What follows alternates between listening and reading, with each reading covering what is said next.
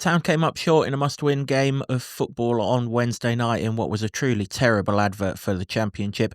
Alongside me to look back on a night that we might live to regret is the Lutonian journalist James Cunliffe. Jimbo, that was not good. Yeah, got a sinking feeling. Is that about you? Certainly have. Yep, we'll go through it all and see where we're at right after this intro. I believe our supporters are the best supporters in the country. I love this town. I love this town. I love this town. You know what I love about this town is actually you. Everyone in it has got this massive soul. We're Luton people, and that's what we care about.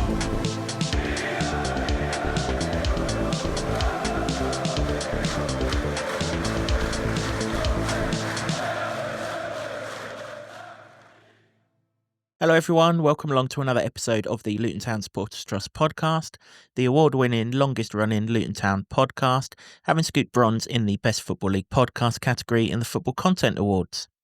This season the show is in association with Solid, providing opportunities, provisions and assistance so our academy can fulfil their potential. As I said before the intro, we're looking back on a night of football that's probably not going to live long in the memory, I think it's fair to say. And alongside me, I've got the Lutonian journalist James Cunliffe. Jimbo, I think the only thing that came out of last night with any positives is the football, because it racked up enough air miles it can go on a world tour. You tell that to my neck. I've been looking up at the clouds for 98 long minutes, and not for any dreamy stuff. Nope, lots of things in the clouds, but no quality on show whatsoever from both sides. I mean, I said before the intro, it was a poor advert for the Championship. I mean, in truth, it was a poor advert for football, full stop, because there was no quality on show whatsoever. The fleeting glimpses of the ball being on the floor were literally that, all few and far between. It was, we'll whack it long, you can head it out, you whack it long, we'll head it out. I mean, Wimbledon in the 80s would have absolutely adored last night. Maybe so, but that was two. I watched last night two teams that look like they're going to be playing League One football, and there's no really dressing it up. I don't want it to be true. We all hoped that they'd win that, and it was being billed as a must-win. To sort of change change tack on it when it doesn't happen doesn't feel right to me. It felt like a must-win. There's not many home games left. The stats away are appalling. And if you can't beat the team directly above you, who've conceded the most goals in the league, who've only scored 5 away from home all season, haven't won away from home all season, if you can't do that, then everything's pointing to relegation. If it looks like relegation and it smells like relegation, it's probably going to be relegation. It's very hard to take, because it shouldn't have been like that. They had the chances. They didn't take them. And we are where we are for a reason. Yeah, it's a microscope of our season, isn't it? Well, it's not even a microscope, is it? It's the full shebang of our season. Creating chances, mostly, it has to be said again, mostly from set pieces. I know the goal come from open play finally, but mostly from set plays. How many more chances are we going to miss? You know, it seems to be that, and I'm not digging Nordas out here by any stretch of the imagination, but it seems to be whoever is in that front line misses chances. 2 more different protagonists missed sitters last night. Elijah missed another one. I don't actually think the Elijah chance was certainly nowhere near in the realms of the spectrum of the Saturday chance. He actually did well to be in the right place at the right time for once. But from there, you know, better strikers put it on target. Probably from there, go 1-0 up, and At least I was trying to find some like levity in all this, but at least Nordas is assimilated. Yeah, I mean, obviously team sheet, just the one change, as we've just mentioned. Nordas, he started. Carlton Morris was ill. I mean, that illness couldn't have been any worse timed if it had tried.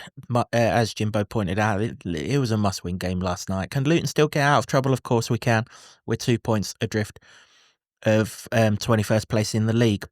But as he also just said, if you can't beat Plymouth at home, and this is no disrespect to Plymouth, but even Plymouth fans last night will have known that there was no quality on show anywhere along that pitch. If you can't beat Plymouth at home, a team who scored prior to last night 5 goals in 16 Championship away games, where, realistically, to get the points total, the baseline points total that's going to keep Luton in the Championship, we're looking at 6 more wins from 13 games.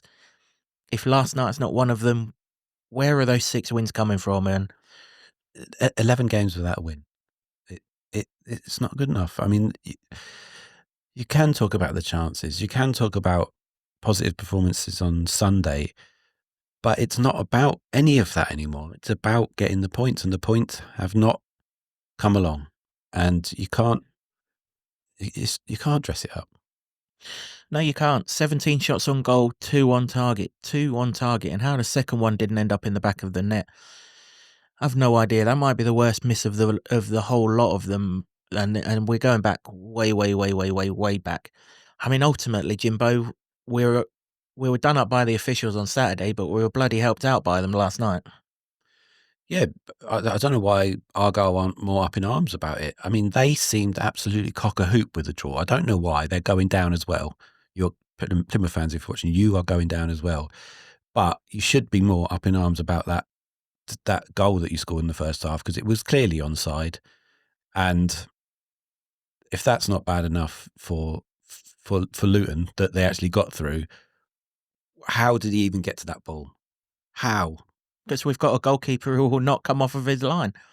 I'm sorry, but we don't dig Kaminsky out, because but for him, we'd be in an absolute even more of a perilous situation than we're in.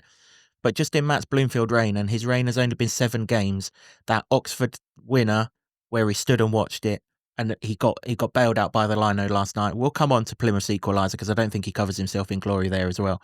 But that particular passage of play for their disallowed goal, I think, creates so much defensive instability that we've got. It's untrue. If your goalkeeper's not coming out and getting that, particularly as he goes halfway there, he went halfway there at one pace and backtracked at 5 times the pace. If he'd done it the other way round, he'd have had enough time to have a cup of tea and catch the ball before there was any danger. He can't keep a pass on the pitch. Jesus Christ, he was defending the Kenilworth goal, and I nearly headed one of his clearances away, and I sit 2/3 of the way back in the Kenilworth end. How is it possible? I don't know the answer to any of it, but it's another thing. You look at it, regardless of how it happened, Luton got away with that. Big time. But you're looking at that as well. You add that into the mix. You've got lucky.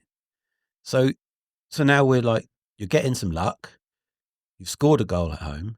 You're creating chances, but you still can't win. You're not beating the team above you in the relegation zone in a must-win game when the games are running out. You can't win away. When you go ahead against a team with 5 goals away, you still can't win. Every single thing that you look at and think, well, there'd be some hope here. There might be some hope there. It's going. And yeah, I think we're on this absolute roller coaster at the moment of, Sheffield United was quite good. Performance-wise, didn't get anything. And there were people that say, no, not good enough. And that's fair enough. But you go up to those relative heights and plunge down again like this. And we're back on the no hope train, aren't we, really? We need to stop playing these midweek games, because we come away from these midweek games with absolutely no hope. But yeah, what else can you do? I mean, surely when the 2 teams lined up last night, forget the team sheets and anything else, but surely when the 2 teams lined up, surely someone saw the height of those 3 centre-halves and thought, do you know what? Let's not bang it along to the 2 strikers, because they're going to win naff all in genuine challenges. I mean, most of the balls that were pumped up last night, and we must have pumped well over 100 balls from back to front last night, most of them were nowhere near either of the 2 strikers. Now, Elijah wasn't in one of his going days. He was certainly a hell of a lot more effective on Saturday than what he was on Wednesday night. And to be fair, Nordas did, when the ball was within his vicinity or somewhere close range, he did try to do things with it, and obviously sets the goal up in that. But the amount of balls they could do nothing with was just pointless. If you're not going to give them a chance, then start playing it around. We flagged it up before the game that Isaiah Jones was the way forward. And every time he had the ball, he made them look scared. Every single time he had the ball, they either grabbed hold of him to try and pull him back or tried to foul him, but he's that good that he got past them. There was one run in the first half where he went from the right side right the way through to the corner of the penalty box. Must have took 4 or 5 along with him. We just wouldn't give him the ball. We kept on persisting with it down Alfie's side. Alfie crossed it, and guess what? Number 25 headed it away. Oh, for a defender who'd head a ball away that comes into their box. But he headed everything away. That's not good enough. Where is our football intelligence? I understand that there's a lack of confidence, there's a lack of winning mentality, that there's a lack of this, that and the other. But surely someone on that pitch, when Mark McGuinness is hurling in long throw after long throw after long throw, and the same geezer is free as a bird to head it away, head it away, head it away, surely at some point someone has a brain cell that works that thinks, I'll go and stand in front of him. If this long throw's getting headed away, you can do it, you can do it, you can do it, but you ain't heading another one away. But guess what? In the second half, we threw another one in, and who got his head on it? Oh yeah, 25 again, Katic, I think it is. It's absolutely ridiculous how a professional football team, regardless of the elements that are around it, can be so bloody naive and clueless with regards to football intelligence. And we're at the second level, or supposedly at the second level of English football. Some of the stuff that we saw last night wouldn't be out of place in the conference. Yep, I agree with you. Apart from the 100 long balls, I don't know if they managed that, because that would be... It felt like it. I understand your point. It felt like it, but I lost count, and I got bored of the amount of times that fella, Katic, and his mate who scored the goal, just headed the ball away constantly. It's like, what's the plan here, lads? I mean, we highlighted it in the preview. Don't do that. They'll gobble it up all day, and they did. And I don't think it's any use in saying, yeah, but the goal came from Nordas winning a header. I'm like, but one time out of how many? 100 if you give. But that's not a useful situation. And you know, if there's an optimist left, they might say, but you created chances. Yeah, but didn't take them. But how many more chances would you created if you did something different that they couldn't cope with? Because there were things that they couldn't cope with. They offer up chances. They haven't conceded 66 goals before they came to Luton because they don't offer up chances.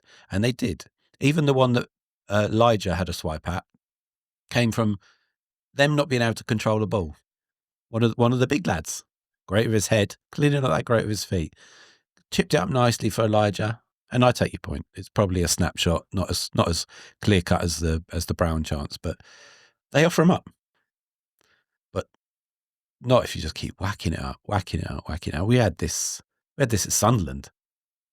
And they are not as, you know, meat and drink, head it and kick it defenders as Plymouth are. It was just, and any time the ball went anywhere near their defenders, and to a certain degree, I've got a bit of respect for this, absolute hoof to Rosed.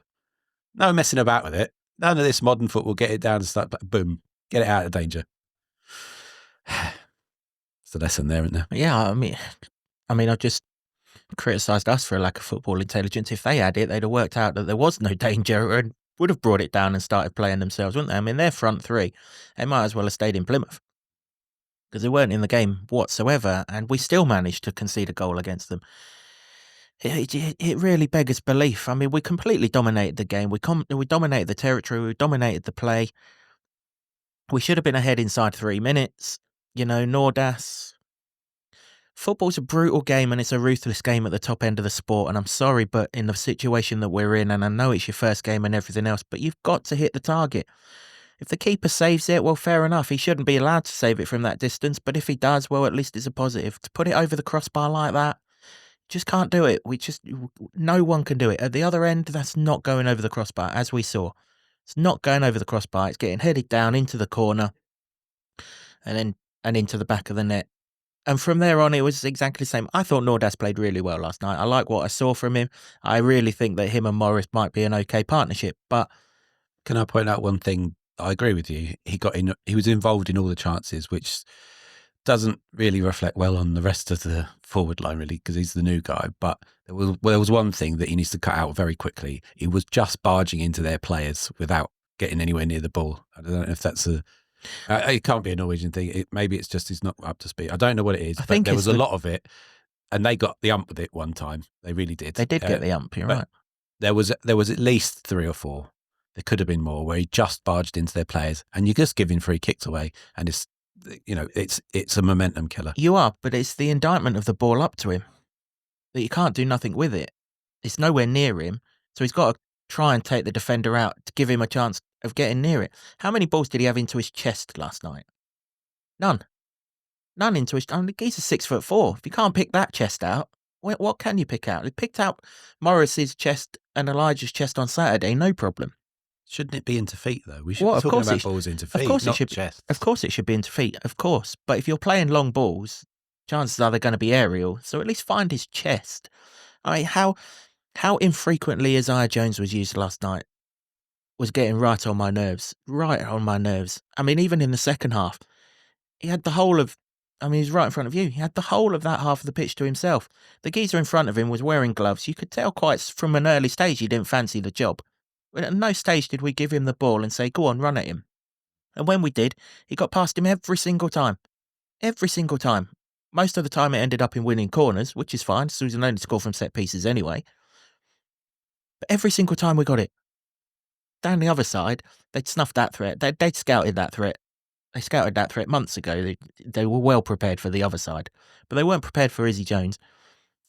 But we just don't play it out there. And... a game of football was never ensuing last night because we fell right into the trap. Yeah, it was a horrible, horrible spectacle. The first half was dreadful. But yeah, look,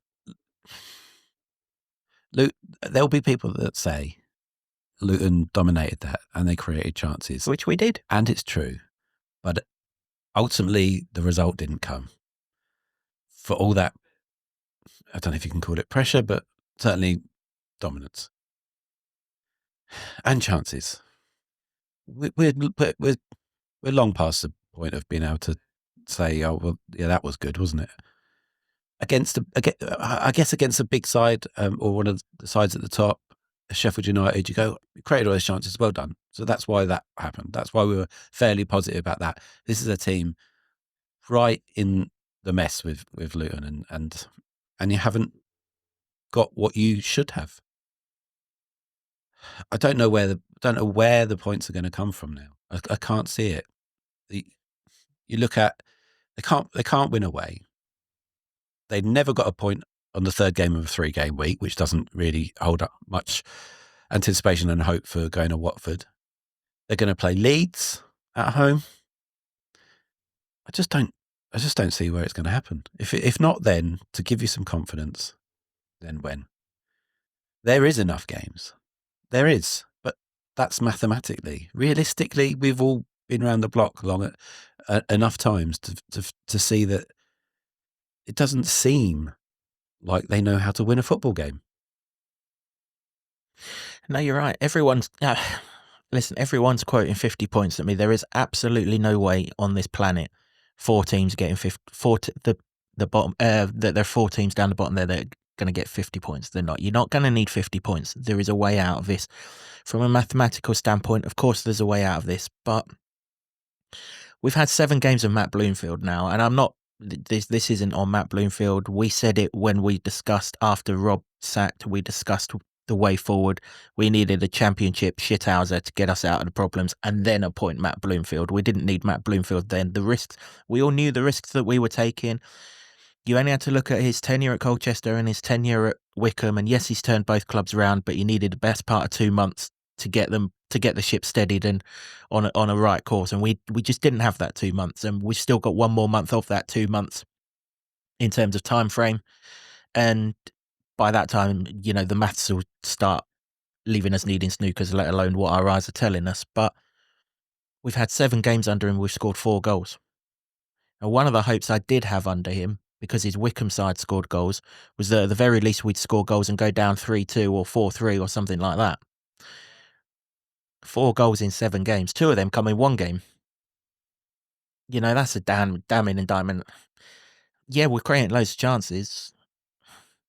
I mean, I said at the time I could understand why we've got a goalkeeping coach as our forwards coach, but every passing day, that's looking like an absolute stupid decision as well. These forwards need proper forward coaching to put the ball in the back of the net. Don't need some goalkeeper telling them how to do it. Again, it's nothing against the bloke. Never met him. Might be perfectly good at his job, but 7 games in, 4 goals. I mean, we must be well over 100 chances created in those 7 games. Must be. We've created best part of 35 in the last 2, for example. That department's getting worse. It's not getting better. To be fair, at the other end, I think we do. My eyes tell me we are harder to break down. Not hard enough, but harder. I mean, Jesus, it couldn't have been any worse than where we were under Rob. But the other end of the pitch, it's gone. It's just gone completely. And what's the point in creating these chances if there's no one there with it? I mean, some of them that we miss is just, you wouldn't even put them on the bloopers reel. They're that embarrassing. It's baffling. I mean, I can't speak to the coach, and the chances created suggest to me that they are, whatever they're working on is getting them the chances. But what can you do if the players who get the chances can't get it on target, or if they do from 2-3 yards out, still can't get it in the net? I don't. It's an absolutely baffling thing. It's the magic question. How do you score a goal? I've asked a couple of times. There isn't an answer to it. The only answer is got to create the chances, and they are. But I've got no answer. Why there's strikers there that's scored double figures in the Premier League. The main strike force that probably would have been out if Morris hadn't been ill. They've got 12 goals between them in the Championship. I don't understand it. I don't. There's a lot I don't understand right now, Jimbo. I have to say, I mean, I don't understand how a year on and a day on from giving Man United a good scrap down here. All right, I know we were 2-0 down after a couple of minutes or whatever it was, but from there onwards, we gave them a right good scrap, and at the end of it, they knew full well they were in a game.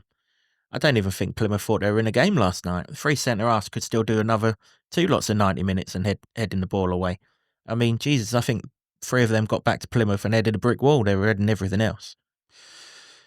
Maybe that's why they were cheering a point, because they've been getting diddly squat on the road, and maybe that's an advancement for them. But at home, they're relatively quite confident at the moment, and maybe that's it. Maybe they can see a way out.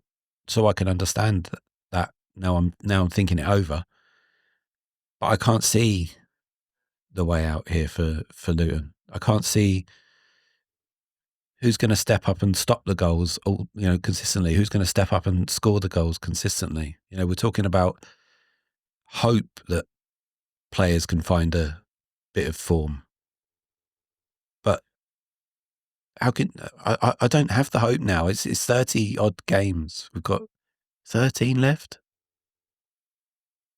The evidence of that, the experience of that, and the accumulative almost 2 years of defeats. I still think that you have to put the Premier League in isolation. We were all quite positive about then, and the odds were stacked against us. But it is an accumulative thing now. I don't see where any of those gains are going to come. I could be wrong, couldn't I?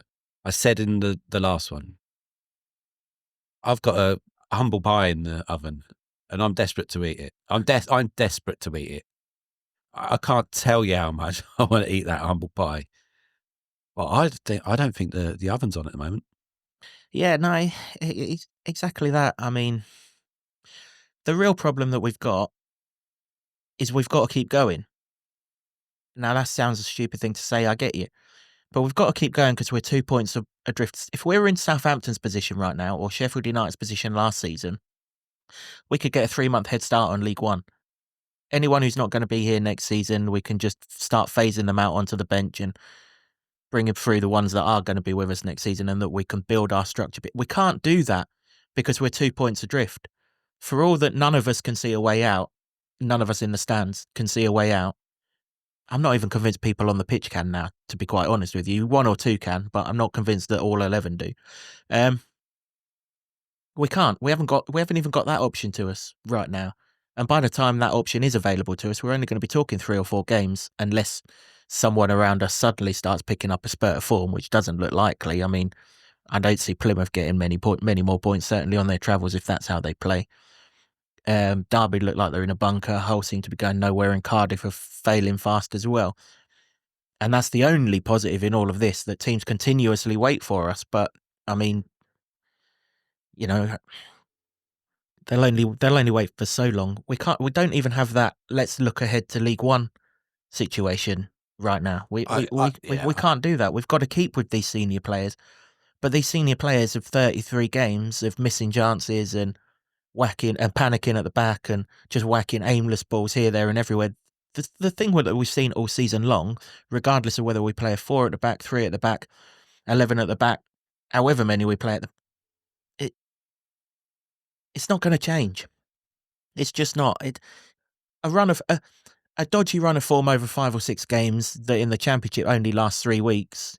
Okay, that happens because it's a relentless slog. This is a 9-month run of form. That is where you're at. Yeah, 100%. I mean, I don't think it's worth even worrying about what we're going to do next season. I think it's a moot point. If they stay up or they go down, it's got all the hallmarks of needing a complete rebuild job. But that's my point. If we were down now, we can start the rebuild on February the 21st. As it is, we're probably not going to be able to start it till May the 21st or much more before then. And that's the thing. Yeah. Why are Sheffield United so good? Because they were down in February. Yeah. And I know the maths didn't tell you they were down until April, but they came to our place for a pretty much similar time last year for a 6-pointer. They won it, and it still didn't have any dent on the table for them. They were down then in February. They knew full well that they were playing Championship, as Southampton do right now. You get all the sound bites from the Southampton manager about how we're fighting and this, that, and the other, but everyone knows they're playing Championship football next season, and they'll prepare for Championship football. We can't even get that head start. And right now, what I'm watching last night, would I back us to come out of League One? Not a chance. Not even a chance. Because that football doesn't even generate anything in League One. Because you get more and more beefcakes in League One that will just head them balls away left, right and centre. Even in League One, you've got to show some quality. And I don't think we've got any of it right now. Or at least I haven't seen enough of it to suggest that we have. Yeah, of course, Saturday was good. But I said it at the time, I only think we caught them unaware in that first half. I don't think we did anything outrageously out of the ordinary. They were just expecting us to play 4-2-3-1. Once they'd worked it out at half-time and switched, we became null and void again. If what we're expecting happens, I'm with you. We're not going to bounce straight back up to the Championship. Not a hope. It's a massive rebuild job, this. And that's a really worrying thing. Well, the worrying thing was we had a rebuild job this season. And we've just got the bulldozers in. We ain't rebuilt. Just bulldozed it further. You know, I mean, look, there's lots of people saying that there's been no investment in this squad. There's been 35 quid. Well, it looks like 35 quid, doesn't it? 35 million quid's worth of investment in this squad in the summer and in January. For Luton Town, that's a huge investment. Have we got £35 million worth of talent out of it? Well, the evidence last night suggests absolutely not. How much more, we won't be able to spend them sorts of sums in League One just because Birmingham and Wrexham can. Erase that from the equation. That's not happening. It's not happening at all. Funding is cut massively. Budgets will be cut massively. Staff will be cut massively. You look at the staffing that we had in League One on our way up. That's the levels that we're going to have to go back to. This is. And that's one of the things that people don't really. You can tell why. I think maybe people do in the back of their minds, but they don't really think about it. There's the human cost to it all. Absolutely. I've got no basis. I've got no insight on it, but the logic tells you that people might lose their jobs. Well, you can't have a Premier League staffing level in League One, can you? You can't, because you're not getting Premier League money to pay it. There'll have to be lots of cuts. Yeah. And not just cuts in personnel, cuts in ticket prices, cuts in sponsorship, cuts in everything. That's why the food chain goes down. You wouldn't expect to pay the same at Lidl's as you pay at Waitrose. Yeah, absolutely. And when Sunderland went down, they were a much bigger club as well, and it took them ages. Were they in that division for 5 years or something? Something like that. Something like that. They needed 2 Netflix documentaries and some really hard times to get out of that. And yeah, they're flying now, but 5 years. We thought we'd left all that stuff behind. We should have left all that stuff behind, shouldn't we? That's the problem with the financial security that the club's had, and even allowing for the fact that most of it's gone onto the stadium. There's still more than 35 million quid should not get you at bottom of the Championship. I know there's a lot of money in the Championship and people are chasing the dream and all this, that and the other. But you should not be bottom of the Championship when you spend 35 million quid on players. You've just signed the wrong ones. Well, I mean, that is what it's looking like, isn't it? It's very difficult to see any sort of light out of this. You can talk about chances. You can talk about pressure or playing in the opposition's half and stuff, but you need results. You need results, and I don't see it. I don't see it. No, I mean, we created enough chances to win 3 games of football last night. Nordas's header in the third minute. Nordas's volley, which would have been like that Robin van Persie goal of Manchester United from the ball from Cal Naismith over his shoulder. Wonderful to even attempt it, but he's got acres of space to bring that down and then shoot. Don't need to do the worldie there at all. I wouldn't criticise him. I'm not criticising him, but we're in a position here, aren't we, where why are we going for the spectacular when we can't do the basic? Well, I mean, we're only a week away from being up at Sunderland, having one shot on target, so I can't really begrudge them that. But it's the clear cut ones that are the main. Yeah, exactly. Obviously the goal, which is a good goal actually. Good ball from Alfie, brilliant layoff from Nordas, and Jacob Brown. I mean, he basically carried on his run from coming off the bench, didn't he? And then just got there before the goalkeeper and put it in. Well, this is the thing, isn't it? We should be sitting here. Jacob Brown should be the hero. He should be the hero just for that goal, because Luton shouldn't have conceded against this team in the way they did.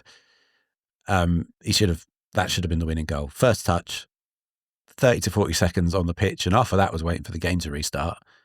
and he scores his first goal in nearly 3 months. He should be the hero. But then you concede, and you shouldn't do. He should still be the hero because he had an unbelievable golden chance. Point blank range. Come on to that in a minute. Let's just deal with the equaliser first. Mark McGuinness is off the pitch. That's important to note. He's off the pitch because he went down injured. And of course, now you've got this 30-second rule. Football, we don't need this 30-second rule. Just let players be treated whilst the game goes on, like in every other contact sport. And we won't have none of this silly time-wasting injuries that force this rule to come into play. But anyway, it is in play. But that is one of the most pointless, in a sea of pointless laws in the game of football. That one is the most absolutely ridiculous, because the ball went out and he was still on the sidelines and not permitted to come on, because you have to wait 30 seconds. Why 30 seconds? What the point? He was stood there watching Luton concede a goal in an area where he probably might have been there to head it away. It's just unfathomable why the games, the people that run the rules, why is that a thing? It used to be, surely, didn't it? If I imagined this, some sort of Mandela effect where if the ball went out, you wave him back on. But even so, he's been treated. Why is he even having to stand there? Get him back on the pitch. It's just, the law's an arse. It is, but so's the amount of time wasting, and that's what's led to it. They've done it so that people who fall down and with their cramp come on and get later on get treatment, but they don't get treatment now. They fall down, the referee goes 50 yards, asks him if he wants treatment, says nah, I'm all right now, and then goes back up again. So they've seen through that one. The only way football stops this is physios coming on to treat players who are injured whilst the game goes on around them, because if the game is going on, no one in a team sport is going to let their teammate down by sitting down and having a rest. No one. You saw an example of this where Jacob Brown tried to win a free kick, was on the ground, the ball came near him. Oh, magic, he's up. Up he gets. Yeah. No one will do it. As soon as that happens, the better. But of course, football will never ever see it, because it means that they've got to go down the route that rugby goes down, and they're too proud to do it. Anyway, McGuinness is off the pitch. The ball does come in from the throw-in. We don't stop the cross. How many times? Bale gets under the ball. I mean, the ball's up in the air for ages. You've got no excuse to be under the ball, even allowing for the fact that the geezer's a foot taller than you. You should still be able to judge the flight of a ball by this stage. He doesn't. Geezer's got effectively a free header. If Kaminski wasn't stuck to his goal line, he'd have dived across. If he was in front of his goal, he would have dived across and he would have saved that. The only reason he didn't save that was the post was looming, because he was literally on his line, stroke behind his line, and he was worried about the post because he was on that side. There's absolutely no way. I mean, it wasn't like a thunderbolt header. There's absolutely no way if he's in front of his goal, even if it's only a yard in front of his goal, and hellfire, he should have been more than that anyway, because he could have come and claimed that cross as well. If he's in front of his goal, i.e. not stuck on his goal line, and he dived to his left and he could have dived towards and past that post, he would have saved it. He would have. And he didn't, because he was diving towards the post. So instead of diving and hitting the post, he dived backwards. And by the time he's met the ball, he's behind the goal. Yeah, listen, I think that there's so many goals this season that Luton have just been the architect of their own downfall. I'd love the stats. We're recording this in the morning afterwards. I haven't had a chance to look at it. I think it would be high. The amount of times Luton has shot themselves in the foot. There's not that many times where they've been absolutely carved open and you can hold your hands up, can you? It's just, a calamity of errors after time that you're in this position. And it was for them because they didn't offer anything. Yes, they should have scored a goal in the first half. That was a mistake as well. Not just by the lino, but to allow Wright to steal in there and poke it in. But other than that, they didn't have a clue. They didn't. They did start playing a little bit better after the goal, which makes you think, what were your tactics there? It's just there to be horrible and try and nick something. I don't know how, because there was no plan going forward. And we've talked about this when we've had no plan, but they've scored even less. Yeah, you can see They didn't do anything to warrant a goal there, and somehow we've given them one. And when you look at it all like that, this is why we're so despondent and thinking that that's it. It's over. When there's nearly 2 months to go. Shouldn't be like that. Shouldn't. No, if you can't win that game of football, you're not going to win many games of football, are you? And we need to win 5 minimum, probably 6. Might even need to win a 7th, who knows? We're not going to get games of football gifted to us like that. And it was. There was nothing in the opposition. They were just like, go and beat us, and we couldn't. If a team that's just, they were sat back and just prepared to just head and kick everything away, which they did because we played into their hands. But what happens when a team comes out and wants to try and score against you? They'll do that too. They'll do it. So you can't take any positives from that aspect of the game. No, exactly. Yeah, and then the golden chance. It's a well-worked corner. Alfie crosses with his right foot, which makes it turn into an in-swinger. For once, the defender's completely misjudged the path of the ball. For once. Has gone over his head and he's underneath it. Brown can't miss. Literally right between the goals, right in the middle of the 6-yard box. 90% of the goal to aim at. Just needs a firm connection on it. Doesn't matter where he puts that ball, which side, left side, right side, top, middle, bottom. Wherever it is, he's got to score, apart from the one place he heads it. And he barely headed it. You headed it into the ground. I mean, usually, if you're further out, that's what strikers are told. Head it into the ground because then the goalkeeper can't judge it. He was point blank range. You don't need to head that anywhere but straight ahead of you into the goal. It should be goal. And this is it. He should be the hero of this scenario. No one's the hero, but he should have come off that bench and absolutely been the game changer. He should have been it with the first goal. That should have been enough. It should have had that chance. And I don't know how many times we're going to have to sit here and talk about missed chances, because that just seems where we are now. But that is effectively, in both boxes, why we are where we are. Yep. It is indeed. There's no way of glossing it up, is there? You know, that is our season. Can't defend our own box.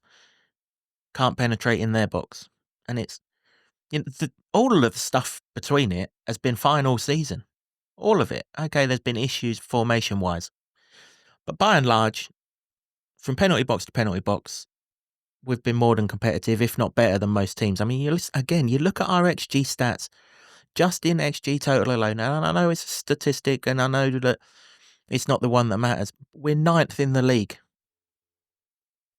9th in the league. Only 8 teams are basically creating a better volume of chances than what Luton do. Yet we're 24th in the league table. Can't get no more damning than that. No, you can't. It's this is where you're scratching your head. What more can you do? I don't think there is any more you can do. You've got no one sticking it on your bag, and that is the problem. Yeah, I mean, I raised that stat, because even if we were just performing poorly in relation to that stat, we'd have enough goals to be 18th, 17th, 18th, which still wouldn't be acceptable and good enough for the investment that's gone into this football team. But we're performing that badly in that department that we're 24th. I think we're now the lowest scorers in the Championship. How the hell has that happened? We weren't even the lowest scorers in the Premier League. There are still teams in the Premier League right now that didn't score as many goals as what we did last season. Ross Barkley, blah, blah, blah, blah, blah. You don't need Ross Barkley in the Championship to score goals, or you shouldn't need Ross Barkley in the Championship to score goals. I think, is it something like 30 goals in 33 games? I mean, it's just embarrassing. Let's have a look, shall we? I'm pretty sure we are the lowest scorers in the Championship now. And that in itself is an indictment of where we're at. We've literally just come down. We've got parachute money. When you get it and when you get it out and everything else is kind of irrelevant, you know it's coming. Either way, we've had 35 million quid spent on this team, and I might even be on the lower end of that 35 million quid. It might actually be more than that. We don't know with undisclosed fees, we're guessing. But whatever it is, to score such a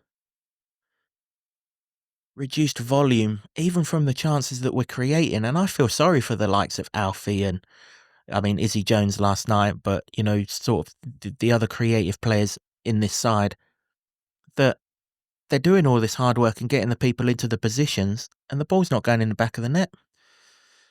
Yeah, you're right. 31 goals, joint lowest in the league. How's that come to pass? How has that come to pass? That's not Ross Barkley. It's not. I'd still expect to score 31 goals in the Premier League without Ross Barkley. It's not even a goal a game. And you read the stat out in the last one. 13 goals less than where we were at this stage in the Premier League. Yeah. And he wasn't worth 13 goals, Ross Barkley. Let me just add, in terms of goal contributions, he didn't get to 13. Nope. No, it's you can't just say it's because we've missed Ross. We've missed Ross. People also add Sambi Lokonga into the equation. Absolutely right. Sambi Lokonga was a great player. Missed 3 months of the season. Might even have missed more than that, actually. Yeah, Barkley didn't play all of it either. It's not that. It's all over. It's everywhere. And I don't know now. I now don't know the answer. It's supposed to be sitting here analysing it and as to where it can change, and we know where it can change, but it isn't changing. Hasn't changed at the right moments, and now we're left here going, well, is it going to change for the remainder of the season? And I don't think, if there's optimists out there, put it in the comments. Let me know, because I don't listen. We pride ourselves on this podcast of offering you the realistic viewpoint, and that's all we can do. And I mean, I referenced preparing for next season earlier in the podcast, because you know what, we're in that situation in the league table where, funnily enough, if we did prepare for next season, i.e. get rid of the underperforming players now and bring in the players that are going to be, or bring the players onto the pitch that are going to be with us next season, they might just funnily strike gold and get us out of trouble, such as the closeness that we are to getting out of trouble. I just can't see it with this team. But who would? I mean, I was going to say, who would that be? Let's park it. That's a conversation for another day. Well, it's the youth No team, point isn't it? talking about Every it, team, I know they didn't win yesterday, but every time I see the youth team results, they're scoring goals for fun and everything else. You know, I read that Ollie Lynch is being lined up by West Brom, Blackburn, and here, there, and everywhere, and we got him out on loan at Hempstead. If he's that good, if teams have wanted, can't do no worse. Can't miss any more chances than what we are. If there is a striker out there who Blackburn and West Brom think is half decent, why the hell aren't we thinking that? Well, you can understand that argument. I think that the sort of trials and tribulations that Zach and Joe have had this season, albeit everybody wants them to do well, and they've had flashes here and there. I think the step up is. I think Nelson's been a bright point of this season, and there aren't many. I think Nelson's progression has been a bright point, but too often, because he's too young, that's being held against him. That should be a positive. If you're old enough, if you're old enough, you're good enough. If the other way around, isn't it? If you're good enough, you're old enough, but not in this team. Again, I think we're flip-flopping between different arguments because that's all we've got. We're scrabbling around trying to find them. On the one hand, you'd say, yes, youth, they've got no baggage. But then I'm pretty sure we might have said in the previous one, all the experienced players come in and need to do a job. And it's like we're going between a rock and a hard place. You're allowed to mix though, aren't you? You're allowed to mix. You're right. There is a lot. The one thing we are at for the second time this season, we have recruited to play a formation that 2 weeks after the transfer window's closed, we've bombed out on. And we've gone down a different story. I mean, it's 2 transfer windows that we might as well have not bothered with, really, if this is how it's going to be. We've done it for the Watford game. We've done it again. We've recruited to play 4-2-3-1. We've recruited even more to play 4-2-3-1 in January.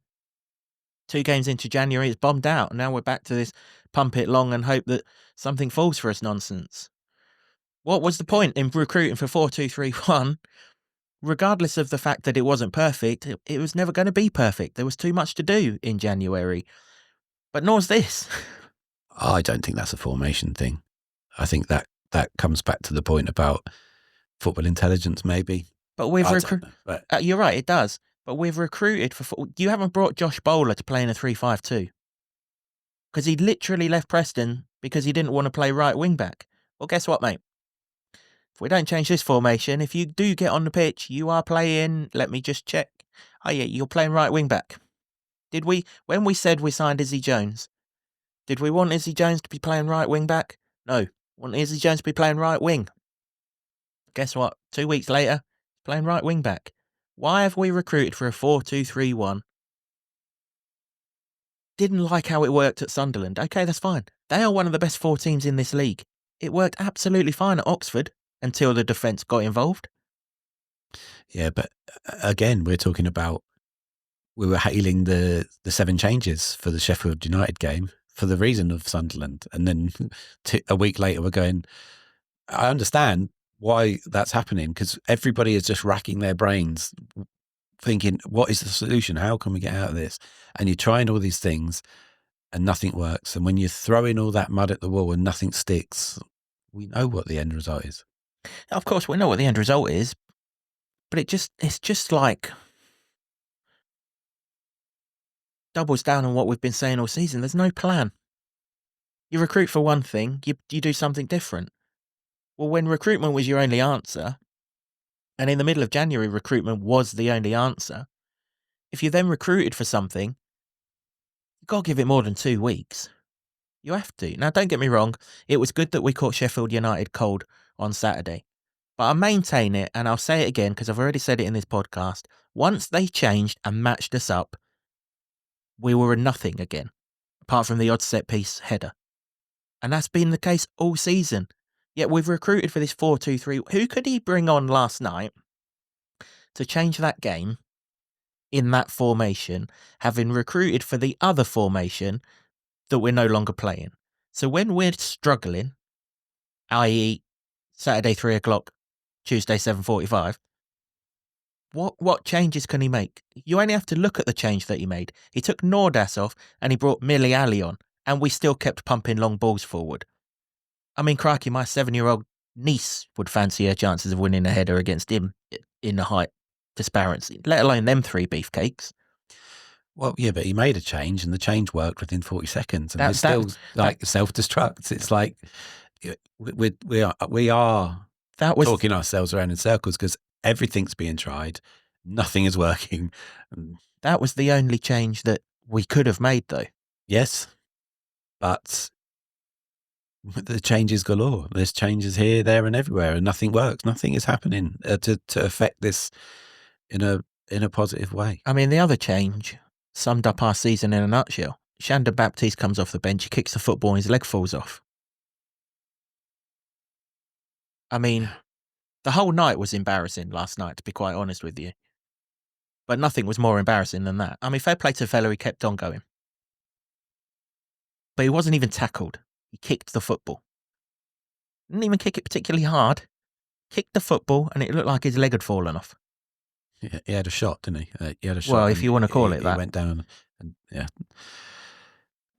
that is something that That's a damning indictment of where this club is right now. yeah, you just can't countenance that sort of thing because, and I kind of feel sorry for Shandon, to be honest, because if that's going to be the rest of your career, is there going to be much one left that the guy can clearly play, but absolutely made of glass? I mean, that's the change at. Oh, well, we were 1-0 up when we brought him on, weren't we? That's the change that we're using to try and see a game out, offer something different, whatever it is. Yeah, but I mean, he didn't do anything to. I'm not saying he didn't not. do anything wrong. I'm not saying that. I'm just using that as an example of the lack of options that we've got.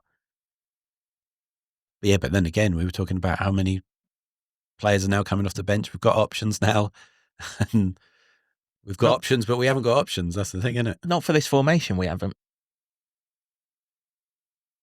If you look at the people who stayed on the bench last night, and I can't remember the entire bench, but Bowler, he can't play. Where does he play in that formation? Rue Walters, where does he play in that formation? Hellfire at 1-1, we took a centre half off and brought another centre half on. So we're not changing that formation now. Mads came on for McGuinness. Nelson, I think, remained on the bench. Where in a starting 11, where does he play in that formation? He doesn't.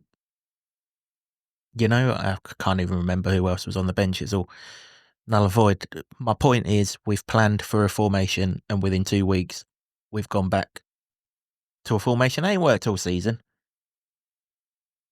Well, it hasn't, but Luton still created chances. So we're back to talking about not taking any chances, aren't we? And that's where it is. It's both boxes. Can't keep them out, can't put them in. And that's where the league table is. It does not lie. 31 goals all season, second highest amount of goals conceded. Guess who's conceded more? Plymouth. Didn't need to guess, did Yeah. you? You only had to watch it with your own eyes last night. It was just... And that's supposedly them at their best defensively. Yeah, it's a pretty poor situation, has to be said. Who knows where we're going from here? I mean, even when there is a semblance of a plan, we abandon it straight away. You know, it's tough right now, isn't it? We've had one good 45 minutes of football to watch in this calendar year, maybe 2 if you want to include the first half at Oxford. 2 good halves of 45 minutes in this calendar year, and well,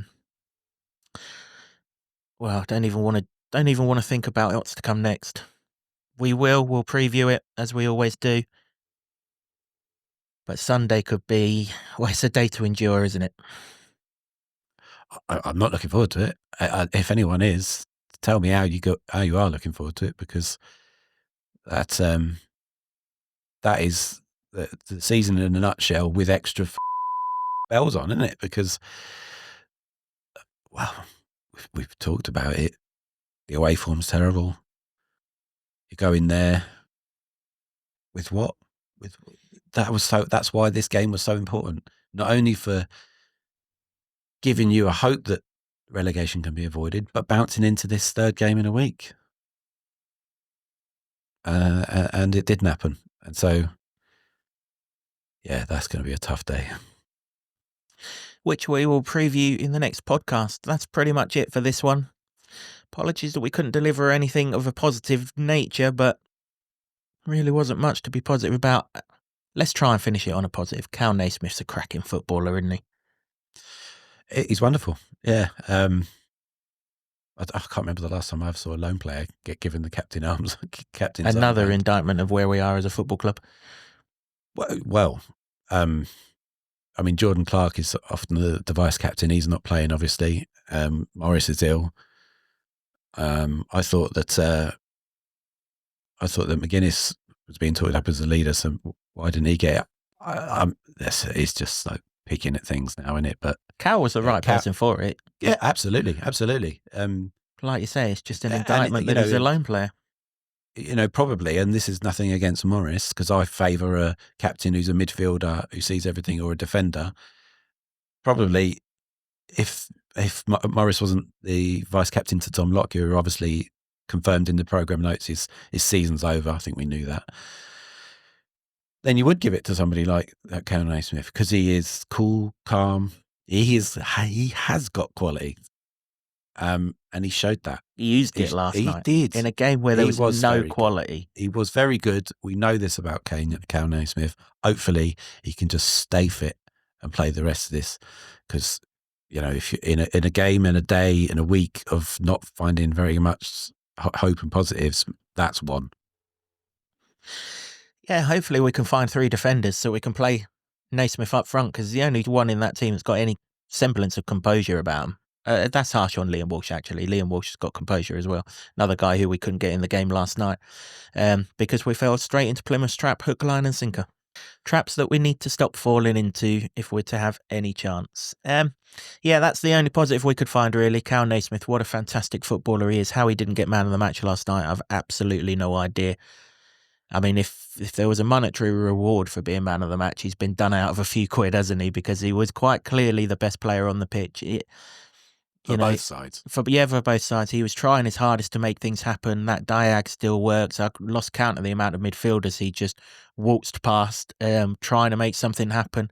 But there was nothing that was going to happen last night. The only thing you wish is that he was on the end of some of them chances, because we know that he's got finishing in his locker. Yeah, he has. But he's a defender, so yeah, I don't know. Yeah, he's a good player, and his contract would be up in Bristol City, and hopefully, if what we believe will happen happens, I don't believe it because I want it to happen. This is what the evidence is showing us. If you end up in League One, hopefully, he wants to stick around to try and help us out, because he'll be quality. Yep. Not much quality, even less composure, and it's a recipe for League One football, unfortunately. That's how it looks anyway. No correct scores for this one. Neither Jimbo or myself were right. Jimbo was right for a little bit of the time. I mean, we could still be playing now and wouldn't have got 2 goals for me, would we? So, as we were, we have recorded, as Jimbo said earlier in the podcast, we're recording this the morning after the game rather than the night after the game, half term and all of the family commitments and stuff like that. So I haven't had time to update the leaderboard, but there's no massive movement. We'll have that sorted by the time the Watford game comes around, and we'll have a full update for that. That is pretty much it for this episode of the podcast.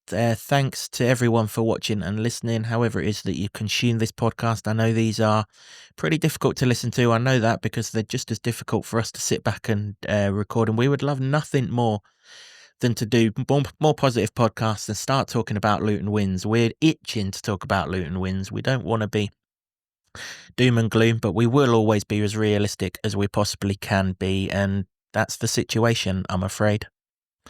Thanks to the Barber Club and the lower level in Luton for hosting our studio as always. We really appreciate your support, guys, particularly in this hectic period where we're basically in here every other day. To Sean Grant and the Wolf Gang for our intro music, and to Ed Smith Creative for all the designs that you see on set. Until next time, where we'll preview a day that I don't think many of us are looking forward to. From Jimbo and myself, just find something, Town. Give us something, please. I believe our supporters are the best supporters in the country.